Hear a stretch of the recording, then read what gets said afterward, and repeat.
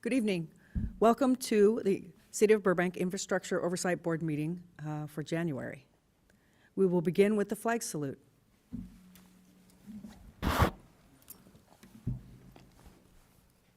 I pledge allegiance to the flag of the United States of America and to the republic for which it stands, one nation, under God, indivisible, with liberty and justice for all.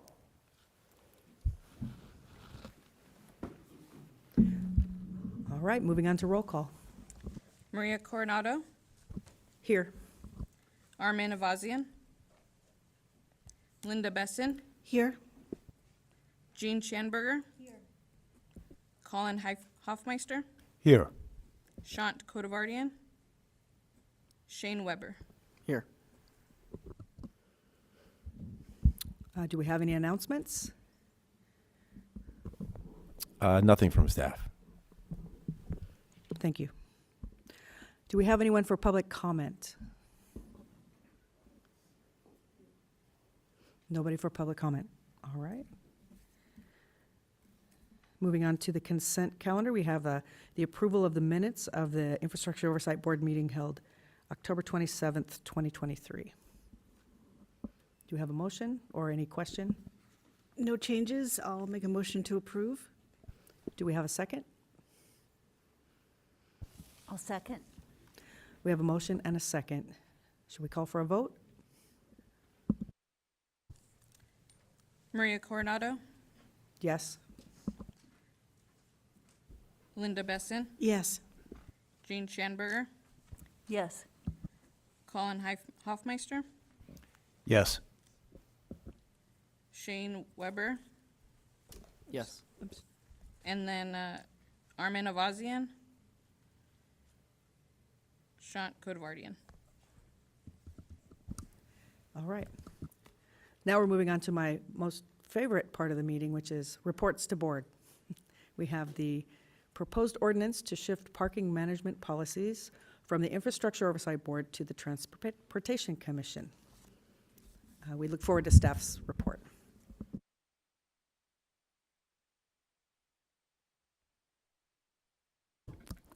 Good evening, Chair. Good evening, Chair Coronado and members of the board. Thank you so much for having us here today. My name is Karen Pan, Transit Manager with Community Development Department, and I'm here with my colleagues David Kriske, who is the Assistant Community Development Director that oversees transportation, Nick Brandt, our Analyst 2, and Angelica Gonzalez, our Parking Analyst. Today, we are talking about some of the changes within our city organization and a proposed ordinance. Can I have the slide, please?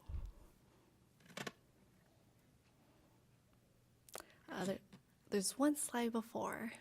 Thank you. Staff is proposing that the Infrastructure Oversight Board recommend to City Council to approve an ordinance that shifts the parking management policies from this board to Transportation Commission. And second, along with the parking management policies, this would shift the duties from Public Works Director and Community Development Director, or to Community Development Director. On March 21st, 2019, Council voted to form the Infrastructure Oversight Board. And this was due to Burbank voters who passed Measure P, also known as Burbank Infrastructure and Community Services Protection Transaction and Use Tax. And from that effort included looking at other boards and commission, and that's where council also voted to disband Transportation Commission in 2019 and form the Infrastructure Oversight Board. And that led to parking services being shifted from Public Works Department to Community Development Department. And we are here today in 2024 to update the code to reflect today's organization. And what is included in parking services that we provide to the city? It includes the parking lease agreements and maintenance for those public parking lots and structures, on-street curb parking rules, residential parking program, our monthly and daily parking permits, as well as our large non-commercial vehicle permits, valet permits, and film crew permits. Within Community Development Department, there is a transportation division, and it encompasses a variety of services that we'll get into, and that would include parking management plans and policies today. And this shift will allow the city to manage parking plans and policies with broader discussions that we have regarding land use and transportation policies. Within transportation, it includes transportation planning, so that includes our specific plans, our mobility element in general plan, development projects, neighborhood protection plans, as well as transit services for Burbank Bus, active transportation, which includes Vision Zero, our employee rideshare program, local returns funds, and now it includes parking services. We are proposing an ordinance to amend two parts of our municipal code, Title II and Title VI. Title II is labeled administration, and that's where you're going to see details about boards and commission. And this is where you're going to see modified duties that shifts the parking management policies and traffic programs from Infrastructure Oversight Board to Transportation Commission. And I do want to point out that regarding any spending oversight, capital improvement projects, those are still information that Infrastructure Oversight Board will be involved in. Title VI is labeled as motor vehicles and traffic, and this is where you're going to see details about duties about establishing parking restrictions, permit zones, other parking permit zones, valet parking, issuing parking permits. Those duties would be shifted from Public Works Director to Community Development Director. Within the establishment of parking permits, there is a process for public hearings and appeals, and those duties would be shifted between those two boards. I do want to point out that anything that involves engineering review for these types of parking management programs, those duties are still within Public Works in the ordinance, but it would be a collaboration between both departments. With this effort, staff did present to Transportation Commission this week on Monday to inform them about this proposed ordinance, and they all voted to move forward with our proposed ordinance. And as part of this effort with next steps, we are going to present this proposed ordinance to council in late February with the feedback from Infrastructure Oversight Board today. And staff is recommending that Infrastructure Oversight Board recommend to council to approve this ordinance that makes that shift in the parking management policies and programs. That concludes my presentation. If there's any questions, we're happy to answer. Thank you. Anyone have any questions? Thank you very much. I appreciate your presentation and also the very thorough memo that was given to us in advance of the meeting. One thing I noticed in the memo was a mention of a parking authority fund. Could you explain what that fund is? Sure, and thank you for bringing that up. The city does have a parking authority fund, and that's where we collect or pay anything related to our parking structures and lots are lease agreements. There are specific structures and lots that we own, and that's where you're going to see that transaction and that revenue balance that we have that goes to the parking authority fund. And so with the services, that would include the parking authority fund being managed by Community Development Department. And that's not something that would fall under the purview of the IOB then? Correct, but you'll see it in different ways. So if there is a capital improvement project related to those parking authority funds, you'll see it through that process in itself as a board. Terrific. There was a mention of a public hearing process for residential and commercial preferential parking permits. Could you briefly explain for us how that works? And is that process ultimately decided by a board, or does it go to another level? Thank you for that question as well. When it comes to establishing zones or specific streets related to any of the types of permits that were mentioned regarding parking, within the municipal code, it outlines what are the steps that it takes to create that specific zone or that specific street for parking permits. And if someone were to appeal that, it would be through a hearing process. And currently, the code says that that hearing would be through the Infrastructure Oversight Board. And now those hearings would be shifted to Transportation Commission. We haven't seen one lately in the last couple of years, but if there were to be one, it would go through that process. And I believe, correct me if I'm wrong, if there's another step after the decision at Transportation Commission, it would go to council if needed. Great, thank you. In terms of the budget for what we're talking about, the parking processes and so on, what is controlled now after this change in the code by the Transportation Commission versus the IOB? And how does our spending oversight on the IOB still get implemented as part of the process? When it comes to the Parking Authority Fund, just like any other fund that we have within the city, between special revenue, our local returns from Proposition A, C, all of that goes through the city's process of the budget. And so at one point in the year, usually around April, that information, including the Parking Authority Fund, is presented to council for consideration. How much we budget for the year, what we spend within that parking authority, that information is being presented at a public hearing. And usually for budget, that main component also includes capital improvement projects. So within that budget, there is a presentation regarding capital improvement projects, and that's where it syncs for Infrastructure Oversight Board, where when you're looking at the capital improvement projects today, like today, you're going to see information about expenditures, funds, and if there is a project within parking authority funds to do any like maintenance to a parking structure or anything that we have in place, you'll see the budget and expenditures being outlined for that project through a capital improvement project.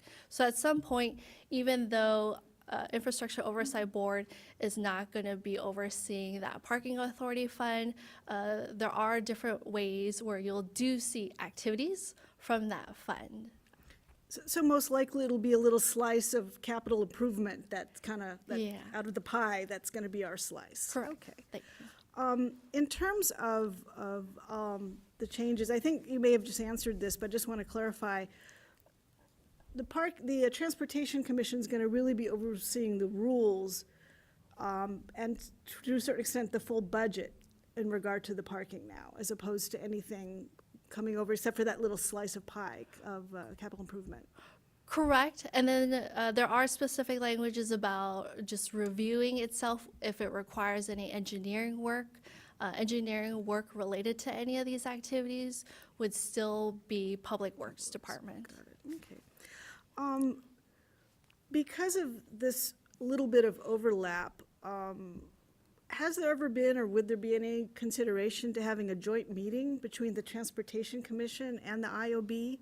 Do you feel that would be productive when parking and transportation projects come up for discussion. So if we're looking at capital improvements, infrastructure improvements, to make sure that it is in alignment with what the Transportation Commission has as its vision and view for projects.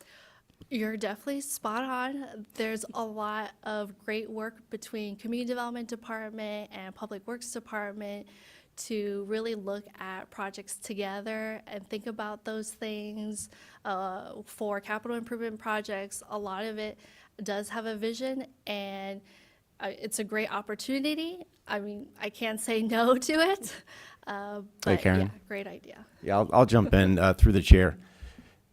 The Transportation Commission and the IOB operate, and this is a great example of it, the same way as community development and public works do.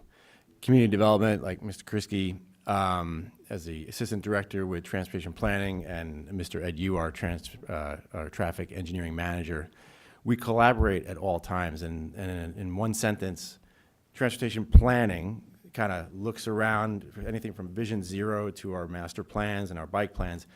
What do we want to do? How do we want to get around the city? And then we develop that together, and then Public Works and engineers take it over, and we do the design and construction. So the Transportation Commission is going to operate, to take a look at these plans and have that oversight and develop the plans with staff. And that handoff, that baton comes to us in this coming process. Interestingly, very timely.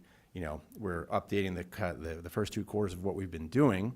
But then February, March is how we develop the plans. So when we have these plans, we develop the design and construction scopes and budgets and schedules and bring it to you to develop the capital program. So it's a good symbiotic relationship. Transportation Commission, IOB, and then Transportation, and then the CDD and Public Works together.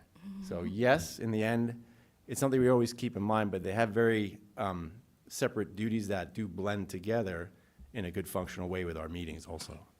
Okay, but do you feel having maybe every once in a while, once a year, whatever, some kind of a joint meeting to discuss these kinds of things, do you think it would be productive, or do you think it would not be productive? I think that depends. I think there are certain situations and specific issues that probably having all the heads together in one room would make sense. I don't think it would be a regular thing that would be a benefit to planning and designing and constructing our infrastructure. Got it, okay. And then one last comment was there was a discussion of a parking management plan for downtown. And my question would be, what about other areas of Burbank? We had the whole presentation about the Empire plan and how parking is going to be a challenge in that area. We also see many areas in Burbank that are a combination of shopping and residential, and there's parking challenges for that. So I'm just curious how that's going to be expanded to other needed areas in the city. You're ahead of the game, that's for sure. For our parking management plan that council has directed us to develop, we're going to be starting in downtown area with just on streets to see how it would work and impact our area. And if that's successful, we would definitely look at different areas like the Golden State specific plan or in Mag Park. There's a lot of opportunities to look at parking in those areas. So agreed. Great, thank you so much. Thank you. And members of the board, just wanted to remind the board, we're looking at this item right now as a recommendation from CDD on basically shifts in roles and also a permit parking program. I mean, some of this stuff we could talk about and get some context on, but I really want us to stick more to just the task at hand, which is your thoughts on the shift in duties and also the permit parking program. Okay, yes, go ahead. Thank you, and Karen and staff, thanks so much for your presentation. I just wanted to ask a question, just sort of maybe a little more historical, tangible question. Understanding the many examples that you've shared with us about the types of projects that would be shifting from IOB to transportation, I'm one of the newer members on this board, and I wondered if anybody with more history on the board, or Mr. Berkman or the chair, who I believe has been here the whole time, might have any recollection of specific examples of these types of projects that were before this board that going forward, if this shift occurs, would not be before this board. I can answer a little bit of it. I'll start. Before Infrastructure Oversight Board was created, those duties were part of Public Works' Traffic Commission. And Traffic Commission is where they would hear about parking and different things related to traffic. I'm sure someone else can speak more to it, but those would be the things that were discussed at Traffic Commission. Does anyone have any other details that they wanted to add about Traffic Commission? I know that was the main part of it, parking. No, I wasn't here for the Traffic Commission days, so you did fine for me. Good evening, members of the board. David Kriske, Assistant Community Development Director. My recollection prior to the IOB, we were with the Traffic Commission. We did see hearings, so as Ms. Pan talked about, residents who wish from the kind of ground up want to establish parking permits, zones, and restrictions. The code has a very specific process where that is reviewed and then ultimately approved by the Traffic Commission. And so those would come forth periodically, maybe 1 or 2 times a year. What would happen is a neighborhood would get together, petition for a permit parking zone. We would assess it, the staff would, from an engineering standpoint in terms of counts and how many cars are there and is the parking overflowing, is there enough capacity.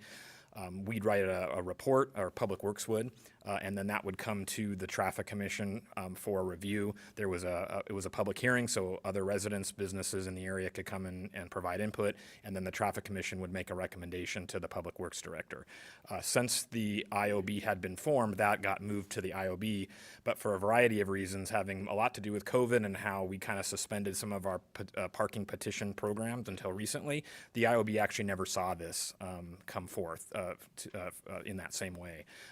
We know they're going to be returning. We have now a few in the hopper that we're starting to review, and we think that some of them may meet the standard to come before a commission.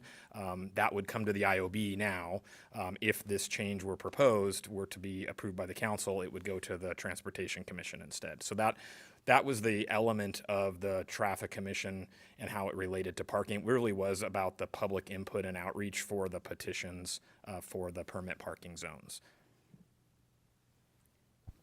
Thank you, that's really helpful. I'm trying to just sort of say, what is the piece that this board has, the history isn't that long, it's only 4 years, but has historically had before it that would be moving away, just to try to quantify that. So it sounds like most of the actions in the community would have been prior to 2019 and before the Traffic Commission, and then there's kind of been this gap for various reasons with the IOB.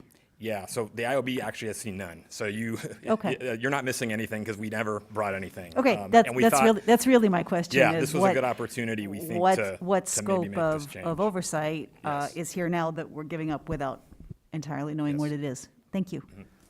Yes, Board Member Schreiber, as far as I've been here, there's never been a permit parking hearing for this board. And my understanding of this ordinance is really, staff's just giving you guys the context why they're moving something that was assigned in the code to IOB to another commission that probably has a better fit to address those issues. Some of the other issues in this ordinance is just kind of coming along with the, that concept, which is just kind of these cleanup issues where they're reshifting the priorities. But I think the main emphasis really for the board is letting you guys know why this used to be a task in the IOB section and now it's moving to Transportation Commission. All right, any further discussion? Anybody else have any questions or comments? I appreciate all the information. I appreciate staff's work on this. I didn't recall, and I have been here from day one, I didn't recall seeing any of it, so I'm so glad that was brought up because that means my memory's good. So, and then, so for our next move on this, do we recommend it? Do we recommend the change, or are we on board with that? Do we need to take a vote, or how does this work? Yes, Karen, do you want to read the recommendation from the report? Sure. So, Madam Chair, and board members, while she's finding that, you would consider a motion to recommend the staff's recommendation to council, so it'll be on record, and staff would put that in the staff report to council. Thank you. Staff recommends the City Council approve an ordinance that shifts parking management policies from the Infrastructure Oversight Board to the Transportation Commission and memorialize the shift in parking management duties from the Public Works Director to the Community Development Director. Okay, so we're going to vote on something we never had to pass on to someone else that might have a better idea of how to manage it. So can I get a motion to move forward? I'll make a motion, what she said. Thank you. That's a good motion. And that works. That's a motion to approve staff's recommendation, basically memorializing IOB's recommendation to approve this version of staff Thank you. to council. Second, what they We- all said. Thank you. We have a motion and a second, calling for a vote. Maria Coronado, Yes. Armin Avazian, Linda Besson, Yes. Jean Schanberger, Yes. Colin Hoffmeister, Yes. Shant Kodavardian, Shane Weber, Yes. All right. Moving on to number 2, a CIP program update for 2023-24, quarter 1 and quarter 2.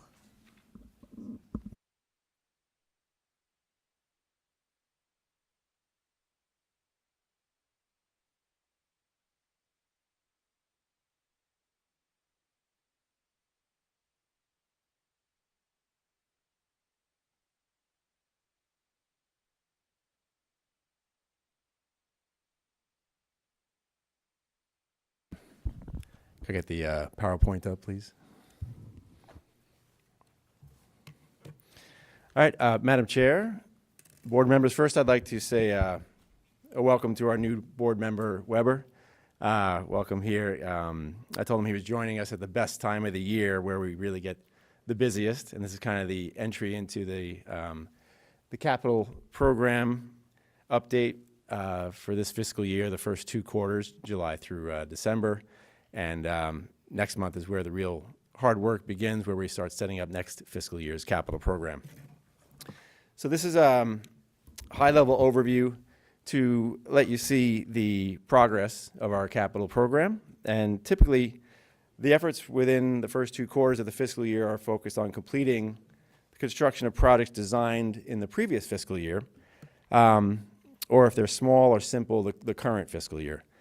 This is also a huge effort in coordination with the finance department staff to close out the books on the previous fiscal year in quarter 1, while starting to open all the purchase orders, contracts, and agreements needed to start the work on the new fiscal year projects and all the required services for the fiscal year that we're in.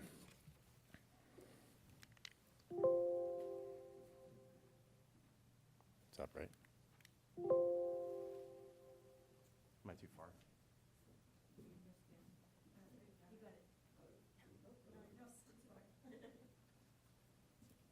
All right, thanks.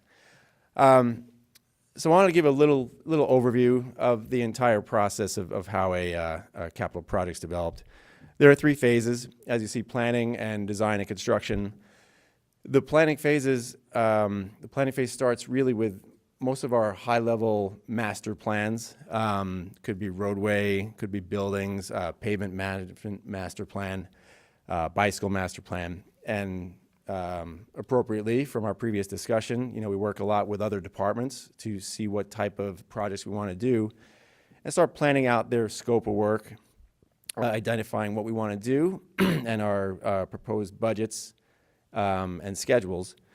And with that, we move into our design phase, and this is where the IOB would get involved. We come to you with project sheets. So we've done the planning, we have our scope and our budget and our schedule for all of our projects, and we know we're going to have a design phase and then the construction phase. So design is typically done, there's some in-house, but a lot of it is through hired consultants and subject matter experts. And with that, we work with purchasing to produce the bid documents, and that goes through an advertising process in compliance with our municipal code. And then once we have that done, of course, we award a construction contract in the major capital projects through council, and we get to work on construction and completion. So this is, I mean, it's fun because there's so many new faces on our board, so I also wanted to include a slide that we had in the council presentation in May when they approved the capital budget. So the little history, you could see a steady budget in the last several years of about $20 million for the capital program, except for that 2021 COVID year, where we weren't sure what we were going to get as far as revenues and our funding sources. And now you see a very aggressive and significant capital program that this board approved, recommended approval to council last fiscal year of $37 million. About $17 million is funded by Measure P.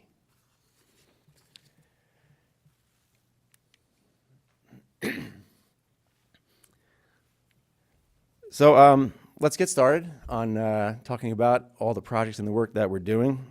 I want to thank the PMs, the project managers who you see around the room here. Without them, this is all their good work, so I'm happy to talk a little bit about it. So they are here to answer any questions if we wanted to get into some details at the end of the presentation. So starting with the first 6 at the top, these are our annual projects related to sidewalk and paving improvements. Generally, we have about $5 million for residential paving, $1.6 million for the arterials, roadways, and $1.4 million for sidewalks, for a total investment of $8 million a year. We're looking now at whether or not we should recommend higher amounts for our paving projects, given the significant cost escalations we've seen for this work. But we need to be cognizant of the same for all the other projects and seek the right balance. So that's a precursor, probably what we'll bring to you next month. So moving on to our fiscal year 22-23 annual arterial design is just about done, and that will repave Victory Boulevard from Providencia to the city limits and Alameda from Lima to California.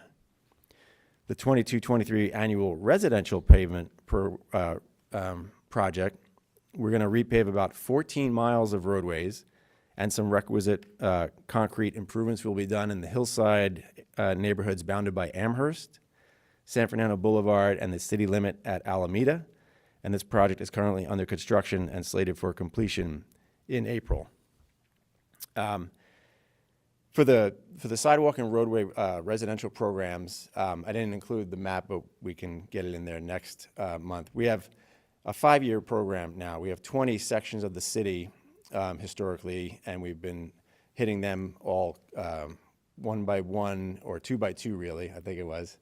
And then now we've been able to consolidate that with the Measure P money and the other state funding that we use into a 5-year program of 4 sections. So that's a really significant effort that we know we've been proud to bring to the city.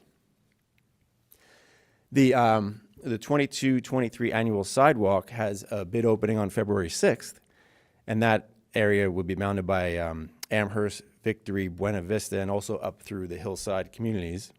And that's followed by our 23-24 residential project for that same area. And our program always has the improvement areas doing the sidewalks and the concrete improvements before the paving project comes through in the, as the concrete basically sets the table and the grades really for the asphalt. So that sidewalk, the 23-24 residential project for paving is about 60% design. So you see our Olive and Magnolia Bridge Railings project. That's a safety project that was requested by council a couple of years ago, and that started design a couple of months ago, and that's going to be an interesting project coming forward. Another interesting one, the downtown San Fernando Boulevard reconfiguration. That design is just about done. It's a pilot project that will convert San Fernando in downtown to a one-way street from Olive to Magnolia, and it'll flow in the northbound direction only. For Front Street, the cycle track, that's going to provide a half-mile safe bicycle connection from the downtown Metrolink station to the downtown area on a protected bikeway along Front Street from the station to Verdugo Avenue and South IKEA Way. Design completion is imminent, and we will be entering the bidding and construction phase in the spring. Chandler Bike Extension will extend the Chandler Bikeway from its current easterly terminus at Chandler Boulevard and Mariposa Street to the future San Fernando Bikeway along the western Burbank Channel. Design is expected to be completed by the end of the year, and construction will start in 2025. The San Fernando Bikeway will be constructed along San Fernando Boulevard, Victory Place, and the Burbank Western Channel between Cohasset and the downtown Metrolink station as well. Design is occurring with construction slated to start by the end of the year. And another bike lane project, the First Street Class 4, that'll provide 0.8 of a mile protected bikeway on First Street from North San Fernando to East Verdugo. And design will be completed in May, and construction will start in September. The Glen Oaks Arterial, that just started construction, as you may have noticed out there. And that project will provide improvements at 14 intersections, 13 on Glen Oaks and 1 on First. That project will have new traffic signal poles, lighting, traffic cameras, high visibility crosswalks, and 27 ADA ramps. This project is expected to be completed this fall. I'll grab some water.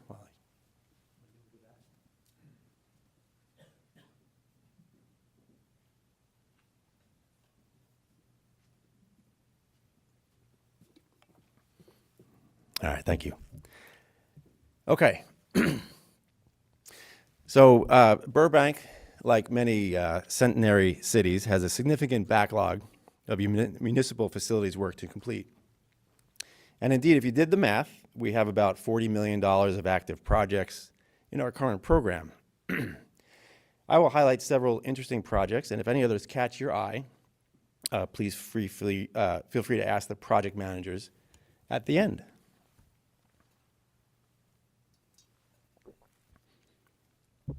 So for the Boys and Girls Club, we're preparing for a new tenant, and we're in the process of recruiting and selecting an architect to help us with that tenant improvement project. The F-104 Starfighter aircraft jet project, that's a requirement for us to take care of that gift. We completed a preliminary analysis and design report last year, and we're finalizing design this year, and we'll enter the construction phase next fiscal year. The police fire department headquarters flooring is in its second phase of the project, and I'll show you the completed phase 1 pictures later in this presentation. The CSB security project, that's in final design, and that will actually block off the elevator and stairway here at the ground floor entrance to this building. It's in final design, and we expect to be in construction this summer. Excuse me. The Maximum Park restroom project is well underway in construction, and that will be completed in the coming months.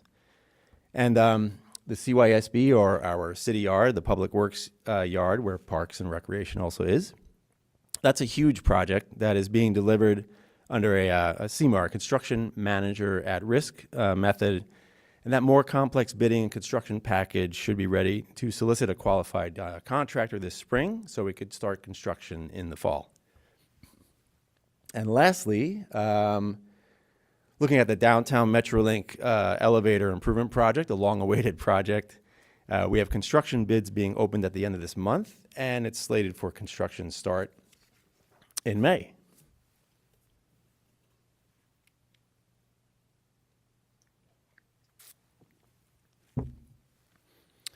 So as one could see from the top half of this page of building improvement projects, there's plenty of work going on at the police and fire facilities. But I'd like to highlight several major projects at the bottom half of the page.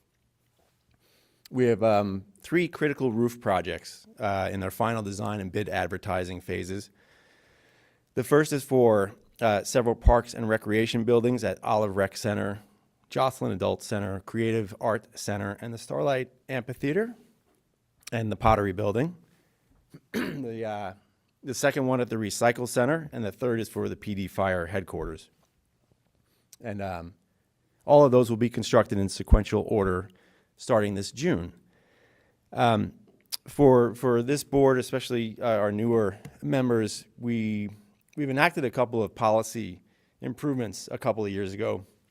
When you see like roof 1 where it was titled annual roof repair, restoration, multiple roofs, we've started the policy of specifically creating projects to design and construct them and close the projects out and return the funds back to their source. So we don't have multiple projects in kind of an overarching project. So it's much more easy to see from the public and transparent for everybody. So that's an improvement that we've made. And that's evident in the Recycle Center warehouse improvements. It's a larger, longer-term project, but now we want to make sure that is the roof. So going forward, you'll see very specific projects like that. We did the same thing, if you recall, the sidewalk and paving projects with the fiscal year, the specific fiscal years. Those used to be called like programmatic. So now we have those specific projects created and done and closed out. And accounting loves that, so that's much better for auditing.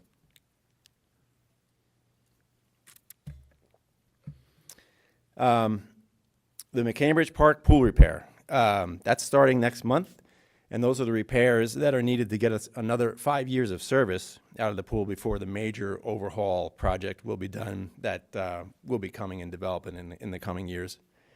The new Central Library and Civic Center is a well-known project that is in a significant preliminary design effort. We are looking to construct the new library right outside there in the parking lot, and it's going to be looking at a public-private partnership, or a P3 agreement, with a private development consortium or a team. We're looking to deliver the project on what's known as a design, build, finance, operate, and maintain. So it's kind of like a soup to nuts delivery method for both the city infrastructure as well as housing in and around this block here. So more to come in your February meeting to discuss the proposed capital program for that project. Lastly, I'll touch upon an interesting project, the McCambridge Park Stormwater Project. That'll improve stormwater quality, increase groundwater supply via the underground stormwater capture system and bioswales in the parking lots. We also plant native trees, improve ADA path of travel, install picnic tables with shade structures, some fitness stations, and even a proposed 9-hole disc golf course. There'll be LED pedestrian and ball field lighting throughout the park, solar power at the recreation center and the basketball courts. So we are starting preliminary design, which really is to put us in a much better position for obtaining competitive grant funding, especially Measure W.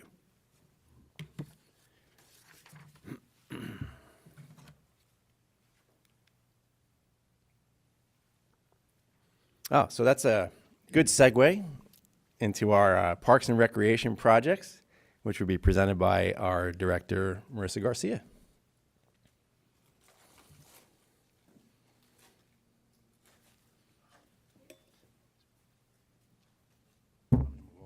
No, it's good. You're good.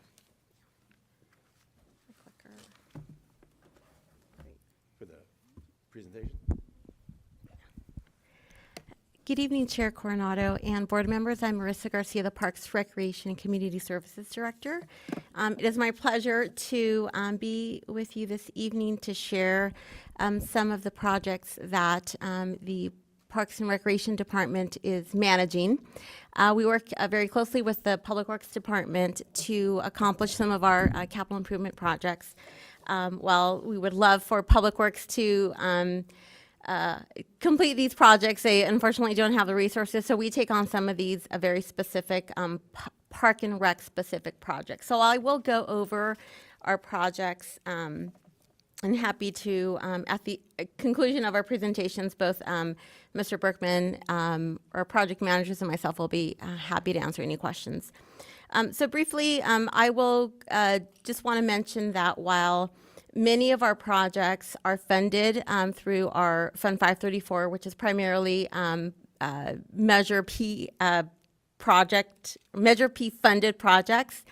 One of the things that in Park and Rec, we're lucky to have various funding sources available to us. Some of those funding sources are Burbank Athletic Federation funds, which are funds that we collect through our league fees. So we utilize some of those dollars to fund some of our projects. We also have access to public art dollars, which are dollars that we collect through developers that choose not to do public art as part of their required development projects. Additionally, there are some Measure A dollars, which are LA County public improvement dollars that are available to us. And we're also very, aggressive in terms of applying for grants. While it's not always easy for Burbank because we're very fortunate to have a lot of funding available to us in Park and Rec, we do go after as many grants as possible and are fortunate to get some funding allocated to us. So with that, I will start with the ball field lighting modernization at Schaefer Ball Field. So this project has been, we've met in partnership with Public Works and Musco, who is our contractor. The project work is being designed right now. We will be seeking additional funds to complete this project during the fiscal year 24-25 budget process to fully complete this project. So we anticipate starting this project next fiscal year and completing that. The next project is the community garden. So we have completed our first community garden was completed in May of 2022. The second community garden, which is located at Hollywood Way and Clark, the preliminary designs were submitted to LADWP. So we are developing this community garden on LADWP property.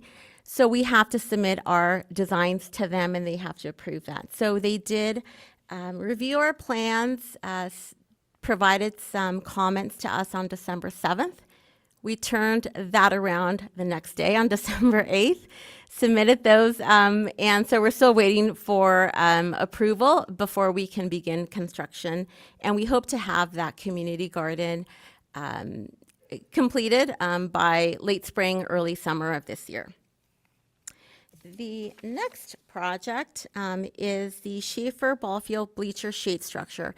So that project was fully designed. We started construction, and unfortunately, when the contractor was digging that project, they encountered some unforeseen challenges with an underground storm line that was not identified in the plans.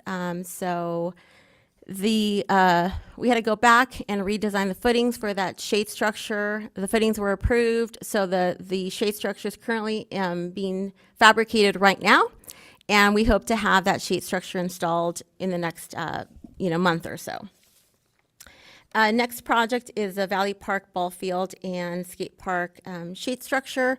So that we're looking at actually splitting that into two separate projects. So we want to make sure that we complete one and get the other one going. So we hope to this year get the ball field shade structure completed, and then next fiscal year work on the skate park shade structure. So you may see that as part of your fiscal year 24-25 list. Next, we have the Verdugo Recreation Center basketball inside backboard replacement project. That project has been funded utilizing our Burbank Athletic Federation funds. As we were moving forward with that, working with Public Works, we realized that we needed some additional funds to do some reinforcement of the, make sure you'll have the appropriate terminology, the wall reinforcement for our basketball sideboards. So we are requesting some additional funds to complete that project. So we'll complete that in fiscal year 24-25. The animal shelter kennel flooring, that project, we were hoping to do some, so if you're familiar with the animal shelter, it's, it's a concrete flooring and it's just concrete. We would like to, it has some cracks and some divots in the concrete. So one of the things that we wanted to do was to minimize some potential bacteria and just some issues, which is to put some epoxy, have it like an epoxy of coating on that flooring. So that was our initial plan. So that's what we budgeted for. Doing our due diligence, we went to other animal shelters and realized that there was some, it's not the best flooring material for an animal shelter. So working alongside Public Works, we're looking at other potential flooring options. So that project has been put on hold until we find another alternative for that. The Bryce Canyon Park Ball Field project, that project was originally approved for artificial turf and was designed for artificial turf. Understanding and realizing the concerns with artificial turf, we hired an environmental consulting group to look at the environmental impacts, not only with the artificial turf, but also, those two ball fields are heavily utilized. So we know that artificial turf, there's some challenges with that. Utilizing natural turf, there's also some challenges. So for those that may not know, Brace ball fields are over a reservoir. So the challenges that we're facing from a park maintenance perspective is that we cannot use any chemicals, organic or otherwise, to maintain that turf. So with all the use that we have, that's why we had considered the artificial turf as an alternative. That's the only reason why we considered artificial turf. So we're kind of looking at, there's environmental impacts either way. So what we're just finalizing that environmental report. That report will be presented to the Burbank Sustainable Commission, our Park and Recreation Board, and ultimately will be presented to the Burbank City Council for them to consider the options and make a recommendation, a decision on how we move forward, because we have to redo those ball fields for our leagues and our play and for the community's use. So that project is currently on hold, and hopefully we have a decision in the coming months. Next, we have DeBell Golf Course clubhouse improvements. So we're almost done. We're making some improvements to the dressing rooms. We're just waiting for the holiday to get through the holidays before we can make those improvements to the dressing rooms. Those rooms are used for primarily for weddings. And those improvements will be done in the next couple of months, and we can close out this project. Next is the Dick Clark Dog Park, and we actually just received the construction documents at the 60% completion point. We're reviewing those right now, and we hope to have a dog park by the end of summer.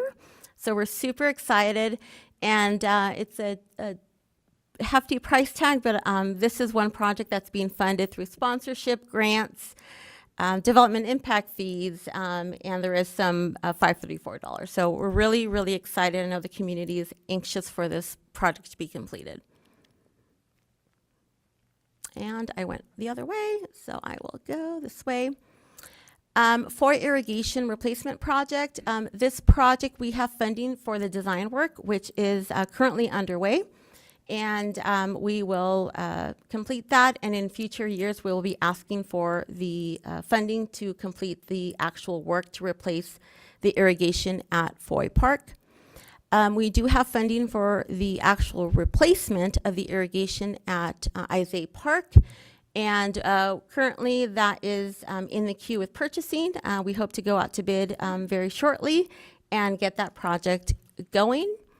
Next is Maxim Memorial Park irrigation replacement. Again, similar to Foy Park, we're doing the design work right now, and we'll be asking for funding in the coming years for that construction.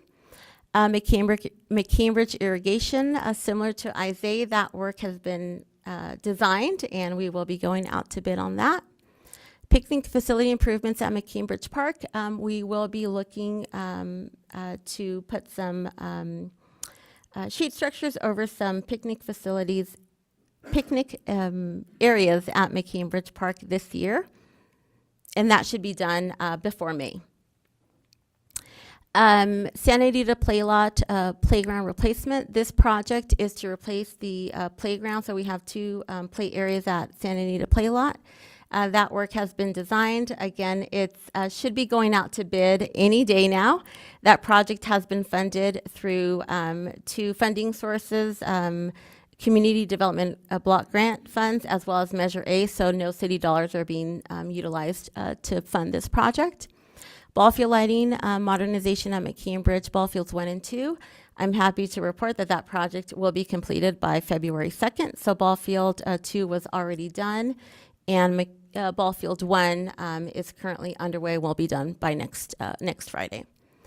The next 3 projects are public art projects, so those will be are being funded through Art and Public Places funds, which again are developer dollars. The Burbank Channel Bikeway Public Art, we will be releasing a call for artists in the spring.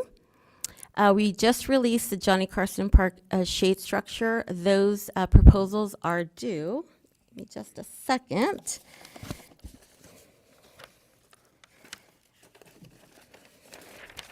I believe those are due on April 26th. And McCambridge Recreation Center mural project, the agreement has been signed, and the mural will be completed by May of this year.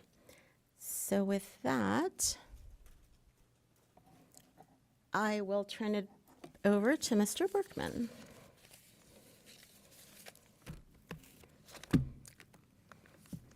Thank you.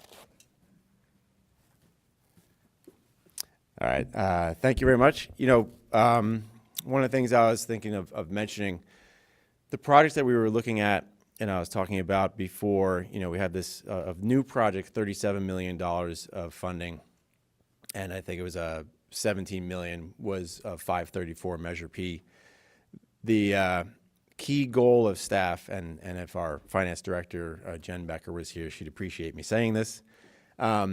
We always seek to use the restricted funding first. So a lot of the projects, especially the roadway projects, they're funded with Measure R and Measure M, our Road Maintenance and Recovery Act, RMRA or SB1, as you might know, gas tax, before we go to supplement the project funding with 534, the Measure P. So that's a key directive for all of us that we follow. Make sure we use, as I say, other people's money first, and then we'll hit the city money to get the jobs done.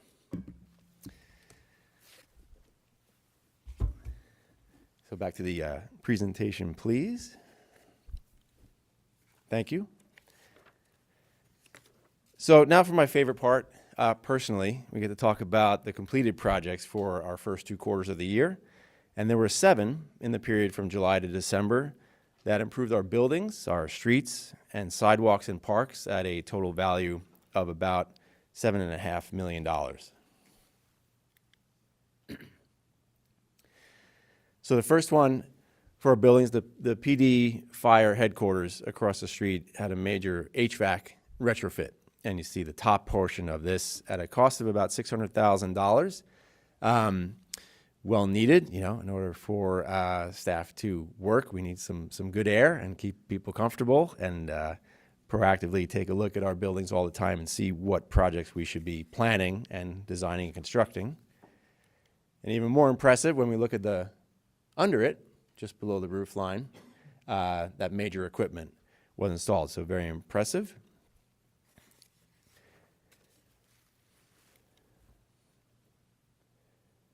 So our 21-22 annual arterial rehabilitation project was completed in August at a cost total project of $4 million or so. And this improved segments of 2 arterial streets, Victory Boulevard from Buena Vista to Clybourne, and San Fernando from Buena Vista to Hollywood Way. The scope included reconstruction of damaged or substandard curbs, gutters, sidewalks, driveways, and pedestrian ramps, and resurfaced the roadways with asphalt hot rubber mix, replacing all the roadway striping and the traffic loops. The project also included repaving the parking lot at the fire department training center. That's significant because a couple of years ago, we started a new program. And if you remember, I was talking about that 5-year program going around the city. So in those sections, when we go around, we said, well, let's invest in our city facilities. So I think was it Olive? I think we did. It was Olive parking lot the first year. So the fire training center, and I'm looking at Arden Maxim parking lot. But we're doing Stow this year. Starlight will drive, right? So we're looking at opportunities to also have the contractor, while they're mobilizing that area, not only take care of the roadways and alleyways, but our city facilities surfaces. And there's our after for San Fernando, as you see on the left, and Victory on the right. And even if it's wet, it's beautiful new pavement. Love it. So you heard me mention the police and fire headquarters flooring project entering phase 2 this year. Well, this is phase 1, and about a total project budget with the phases of $1 million. This was done, this phase, in October. This was 16,000 square feet of flooring that was replaced, and it was very much needed, and it came out great.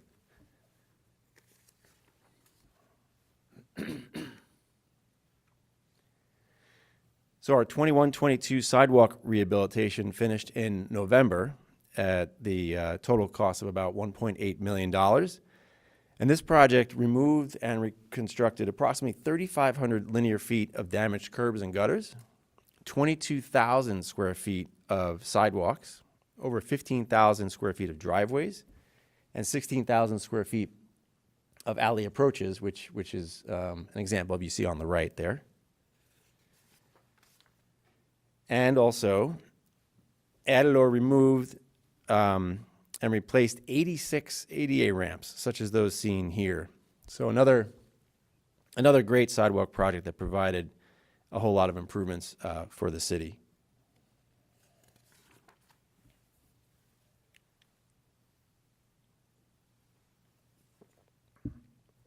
So back to our parks, the McCambridge bleacher shade structure was installed for Field 1, a little over $100,000, and that was completed in October. And 2 of our parks, playground replacements at Overham and Valley Parks. Project cost of about $1 million, and this one here at Valley was completed in November. Great before and after shot there. And earlier, though it was June, it was part of the project, so I'm getting it in there. The before and after you see here is of Overham.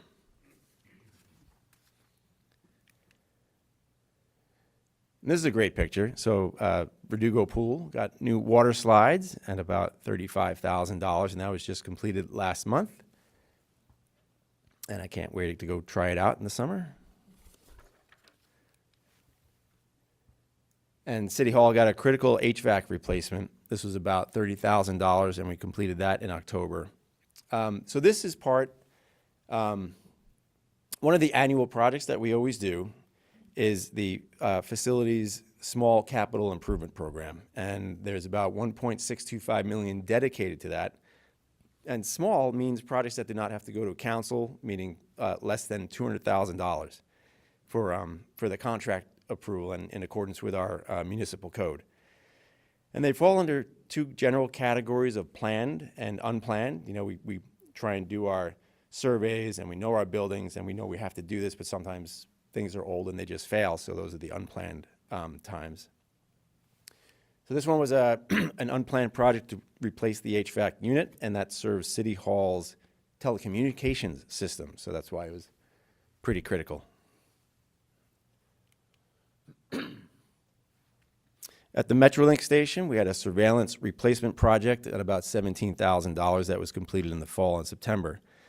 So this existing system was 15 years old and beyond the end of its useful life. So it could no longer hold recordings of video, so we took care of that. And in an old city like ours, sometimes we run into some interesting old school construction for our electrical systems. So this unplanned project at Foy Park was to replace existing power cabling that serves the Northwest Library and the Foy Park restrooms. And you can see it's a great example of how technology and code upgrades help us do things better and safer. So about a $150,000 project that was completed in the summer. And continuing on the electrical upgrading theme, this was an unplanned project to replace failing infrastructure that provided power for the tennis courts at Olive Park. The upgrades included a new meter, conduits, and sub-panels. A little under $60,000, and that was done over the summer in August.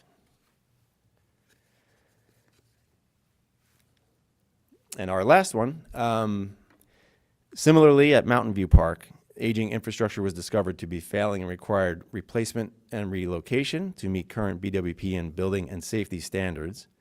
So this was a $175,000 project that we finished in October. So with that, appreciate your attention, and we are all here to answer any questions you may have.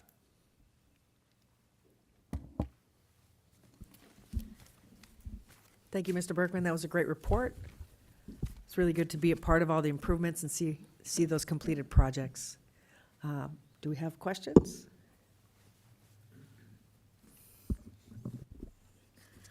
Thank you very much. I appreciate your time and effort and all the information that was provided.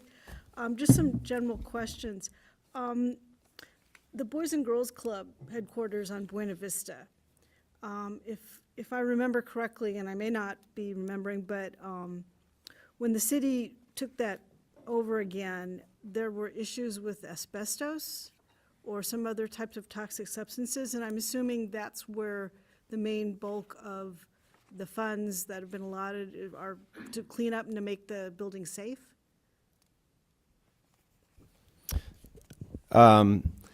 So Board Member Besson, I would answer that with, that is always part of every building improvement project in our older buildings. We always do our hazard materials surveys and make sure we know what we're getting ourselves into. Get all proper specifications and cleanup requirements in our contract documents.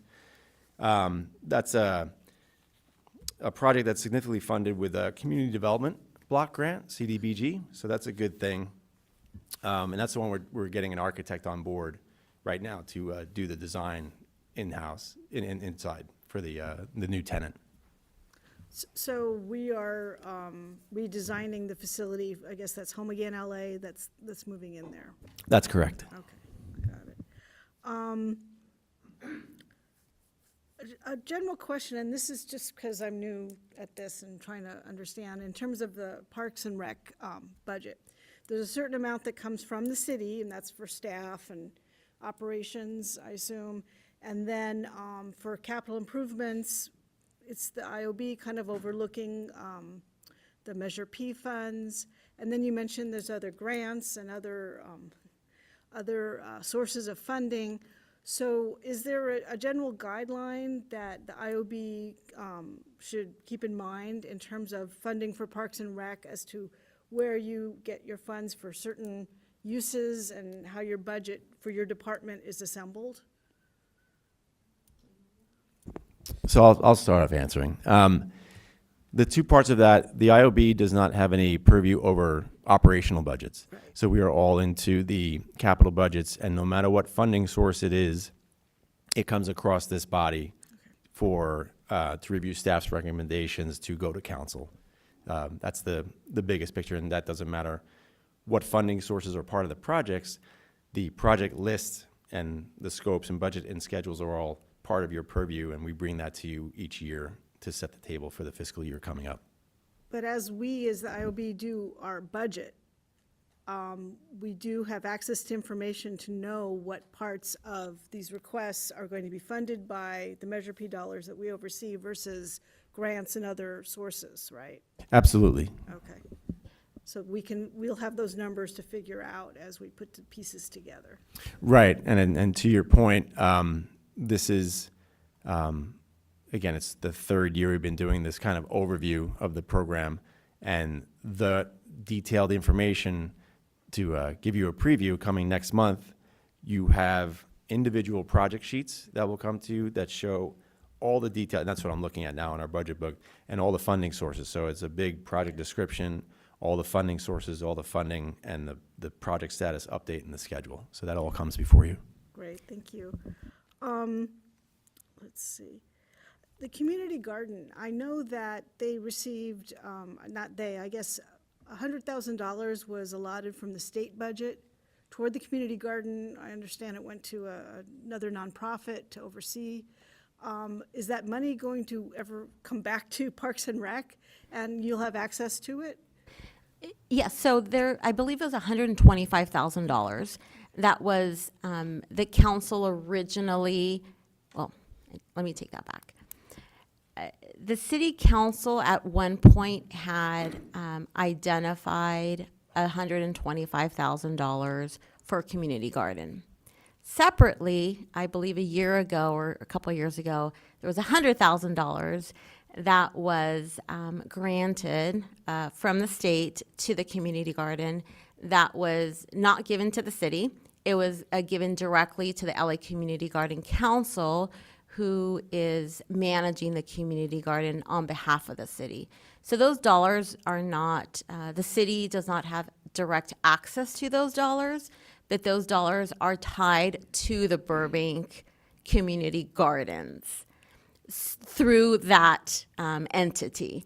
So the IOB, Parks and Rec, the city doesn't have direct access to those dollars per se, but our operator, we will make sure that those dollars are being used for the community gardens. So, building the community garden, right? I mean, you saw that there's not a lot of money. So, as whether there's enhancements to the gardens, any improvements now where we're building it or in the future, those dollars will be utilized for our gardens. Okay. Yeah, you had made the point of that you always look for outside Yes. money before Yes. city money, and I just wanted to make sure that that $100,000 was accessible to you Yes. as part of this plan. Yes. Okay. Yeah, and part of that too, and if I may add to what Mr. Berkman mentioned, part of that is, we want to make sure that we are, one, being responsible to our taxpayer dollars, right? We want to make sure that we're, looking for, bringing as many outside dollars to our Burbank community, but also, as you'll see in the coming meeting and in the future meetings, there are a finite dollars, and so from Parks and Rec, I'm competing, right? Our projects are competing with other city projects for a limited, a finite dollars of Measure P or 534 Measure P.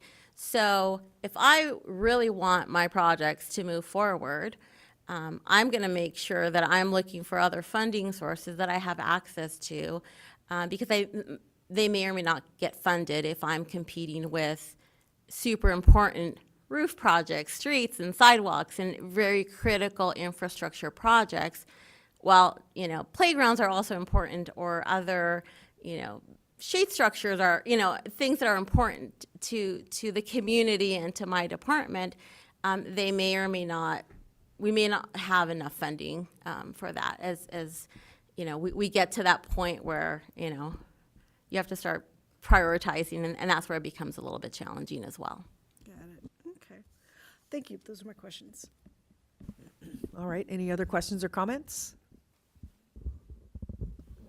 I brought all these project managers here. Thank you, Mr. Berkman and Ms. Garcia, for such wonderful, detailed lists, and lots done and lots to look forward to. Thank you. I kind of saved the pages. I had questions, so I might jump around a little bit. And some are kind of general on our bidding and our bidding process and the factors we take into consideration. So I'll start with HVAC, which we had a retrofit and a replacement, and at least one of them was unplanned.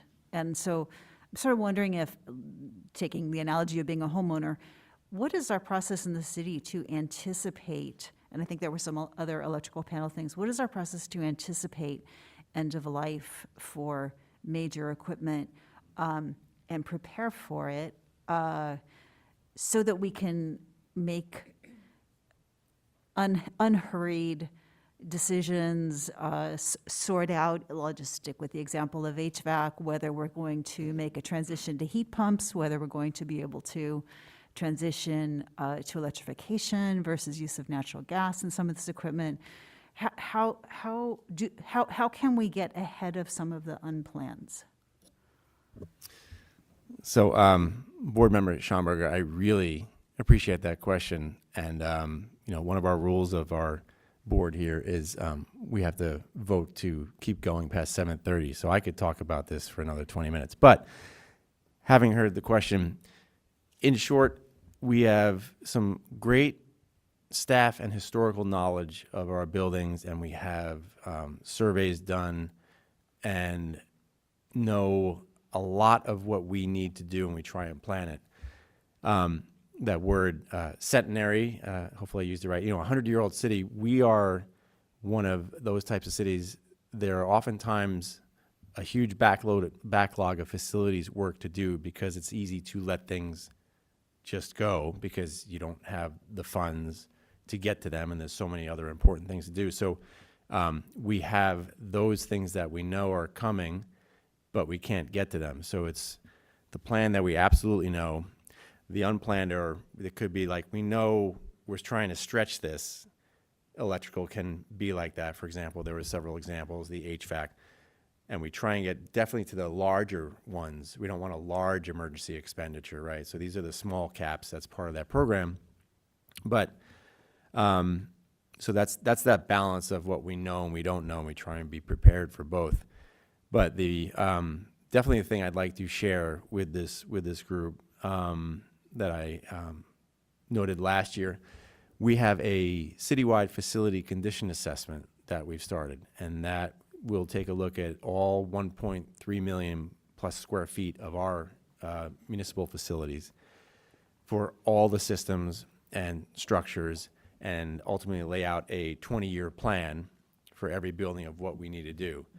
And I know I've been saying we're going to be the dog that caught the bus. And you're like, okay, now we have this program, what are we going to do? But it's better to know. So that's the direct answer to your question. We're doing everything we can with, the experts that we hired to make sure we try and know everything that we can know and plan for it. And then we definitely can lay out a prioritized program, which, to Ms. Garcia's point, is interesting because one of the things you have to do, and this is part of the, I'm getting into the nitty-gritty, but the prioritization is in the development of all the assessments.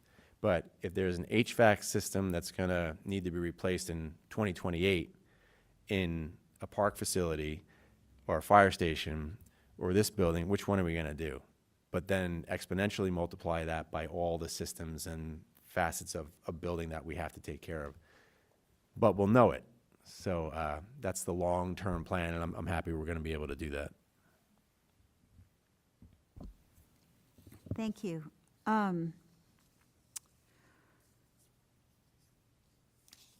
Question, and some, Ms. Garcia, if I could direct a couple things to you. So there's some, I'll use the set of like the 4 sets of parks with irrigation replacements.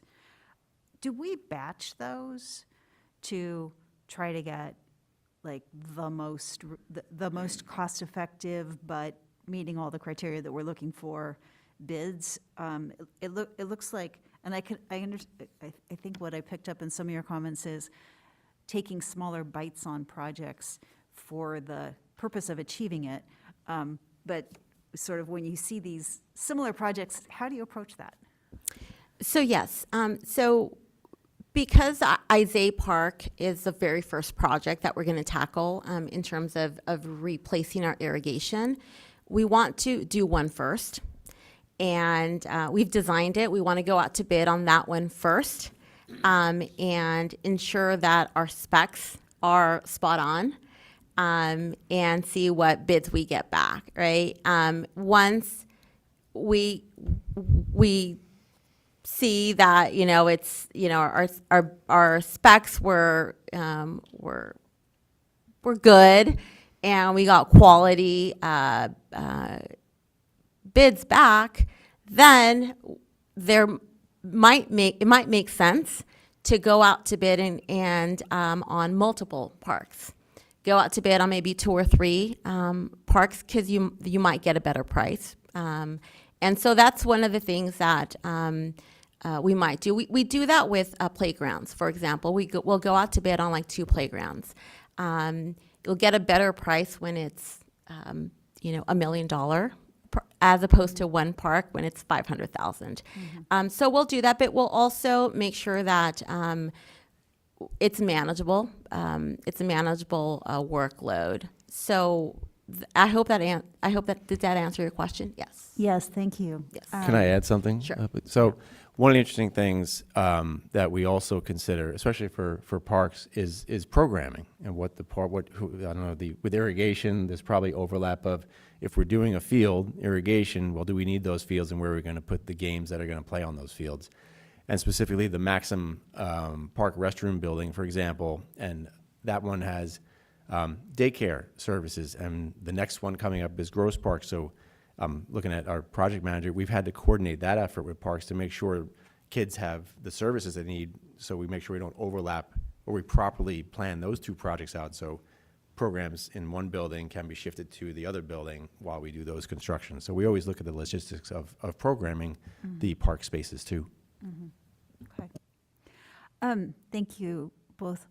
Is this a comprehensive list of, like, over some threshold, the projects that are under consideration? So what we present is a quarterly, and because of the opening dialogue that I kind of gave you, we're starting up in Q1, so we bring Q1 into Q2 to show some of the, get the ramp up going for the current fiscal year. It's really the current fiscal year's projects, things that are active. Now, there are lots of projects in the overall capital improvement program that I would say are in the planning phase, and this group has probably heard of our unfunded needs list, which was associated with the original Measure P, and that's still there, but everything ultimately has to be prioritized with staff saying, okay, first, of course, we look at the financials that we can have to fund projects, but very importantly, we got to look at our staffing levels of who can manage these projects and deliver them, and that's something we're trying to get much better at, which is let's get the projects in front of us that we know we can deliver and not just create projects that don't get done and are hanging out. So we're working on that, and that's something you'll hear in the coming couple of meetings. Thank you. And just wanted to thank on the Parks and Rec list also, Ms. Garcia, it was really interesting to hear the status on Brace. Thank you, and look forward to hearing more about that. And also just appreciated your explanation on the animal shelter flooring of like starting down a path, determining it might not be the best path, looking for other paths. So just appreciate the attention to finding the right solution. Thank you. All right. If we have no further discussion, we will receive and file the report. Moving on to introduction of additional agenda items. Does anyone have any ideas?